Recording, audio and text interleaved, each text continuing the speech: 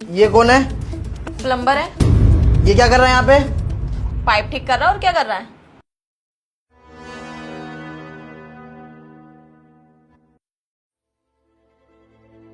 अभी तक इसका काम खत्म नहीं हुआ? नहीं।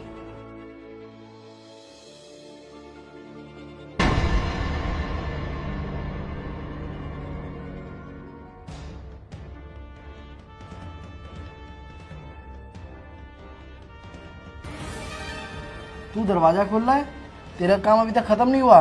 कितने दिन से तू यहाँ पे काम करे जा रहा है और अभी तक तेरा काम खत्म नहीं हुआ? कितना काम रह गया तेरा? अरे सर, जो आपका पाइप सिस्टम है ना वो पूरी तरीके से जाम हो चुका है, उसमें थोड़ा बहुत टाइम तो लगेगा ही ना। कितने दिन लगेंगे वैसे? टाइम तो सर, अरे सर आप क्यों टेंशन ले रहे हो?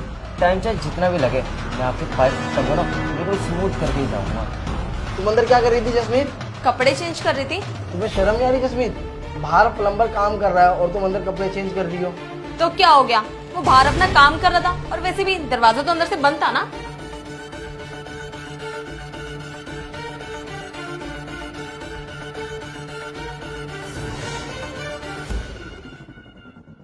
अब तो चला गया होगा ना प्लम्बर?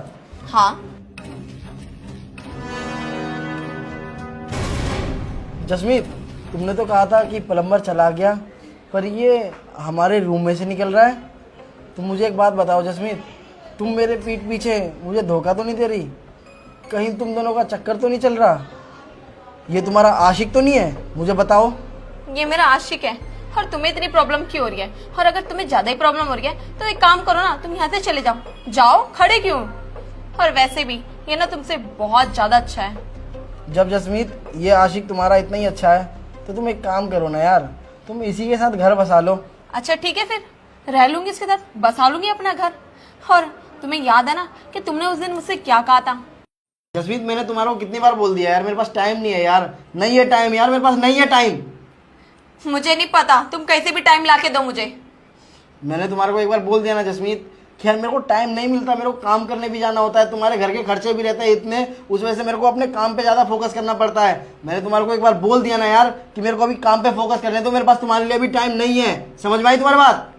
तुम्हें ये बोलते हुए बिल्कुल भी शर्म नहीं आती? हर किसी के घर में प्रॉब्लम्स रहती है, हर कोई कमाता है, लेकिन वो हर कोई अपनी बीवी को ना टाइम देता है। लेकिन तुम तो मुझे डायरेक्टली मना करो कि मैं तुम्हें टाइम नहीं दे सकता।